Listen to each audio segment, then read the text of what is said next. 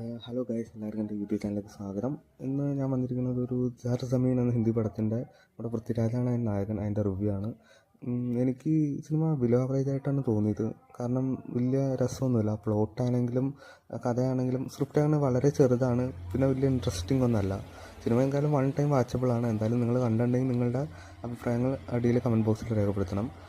പിന്നെ ബോളിവുഡും പൃഥ്വിരാജും സിനിമാസൊക്കെ നമ്മൾ നോക്കുമ്പോൾ പൃഥ്വിരാജും ബോളിവുഡും കോമ്പിനേഷനൊക്കെ വളരെ ഫ്ലോപ്പാണ് പൊതുവെ. കാരണം നമ്മുടെ ചോട്ട് മിയാൻ ബഡേ മിയാനൊക്കെ ഫ്ലോപ്പായിരുന്നു.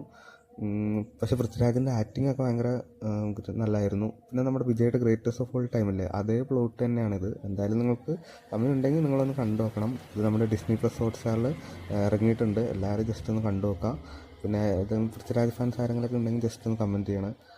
അപ്പോൾ ഇതുപോലെ ഇനി പുതിയ മൂവി അപ്ഡേറ്റ്സും മൂവി റിവ്യൂസൊക്കെ കാണണമെങ്കിൽ നിങ്ങൾക്ക് ഈ ചാനൽ ഒന്ന് സബ്സ്ക്രൈബ് ചെയ്യുക, ലൈക്ക് ചെയ്യുക.